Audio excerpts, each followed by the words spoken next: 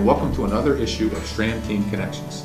Today we have a wonderful opportunity. We're going to talk to two women in the construction business, and I think this is going to be interesting. It's going to be fun. I think you'll find that there's some things that you may be wanting to do with your home that you'll learn about. And I'll let you guys introduce yourselves today and tell us about your company. I'm Linda Aivalotis, and I own Aiva Decor and Remodeling. And I'm Angelique Fink. I'm her daughter, and I do all of the marketing and small business development for Aiva. And tell me, what separates your business from all the others out there? Other than that we're female-owned?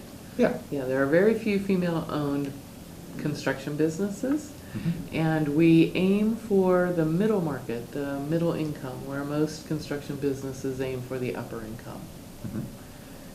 Mm-hmm. And Angelique, you've just joined the company in January, is that right? Mm-hmm. Yeah. Tell us what your role has been.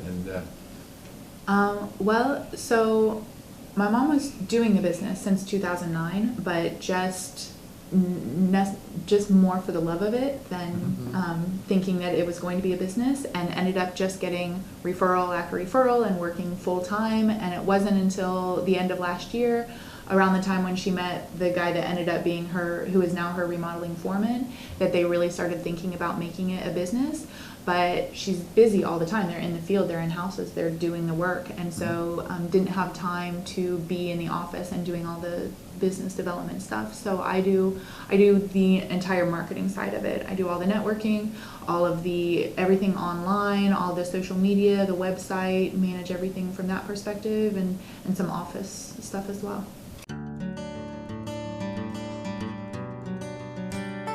Usually what happens is an interior designer does the design, and then they hire a contractor. And then there is some push back and forth because the designer doesn't always look at things the way a contractor will look at them. And there are sometimes some assumptions that are made, well, we can do this or we can do that, and that'll be simple, and the contractor will come in and correct those assumptions. We don't have to deal with that process because I know both sides of the business. So I know the interior design piece. When I look at a wall, I can tell if it's a structural wall and what we are allowed to do with that, if we have to get permits, if we want to break into it.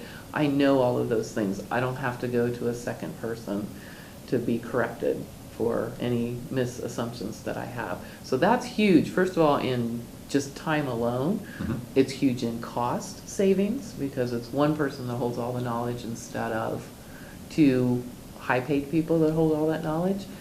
Also, it gives me opportunities when someone wants to do a room, remodel a room. I know by looking at the rest of their house what their style is, and I can kind of guide them in how we need to remodel and the things that we need to do to keep with the style and flow of the rest of their house, so they don't have a one-off in the rest of their room, in the rest of their house. They don't end up with a space that doesn't quite fit just because it worked out structurally. So there's a lot more to remodeling, I think. I think every remodel should start with the design and a designer to get you to the right place in the end so that you're happy with it. So you create that synergy between the design and the modeling. Your daughter was telling me about a kind of an interesting story about how just moving something 6 inches gave 6 feet of storage or of closet space. Can you tell me a little bit about that story? Which one were you referring to? Amber's Kitchen. Amber's Kitchen, okay. Yes, Amber's Kitchen was a straight line kitchen, and it was meant to be a eat-in kitchen, but by moving an outlet over, we were able to bring in a U-shaped kitchen, something that simple. We were able to do a U-shaped kitchen, and she is now able to actually serve banquets in her kitchen. She has 12 feet of counter space in there that she didn't have before. She had 2 feet of counter space before, and now she has 12.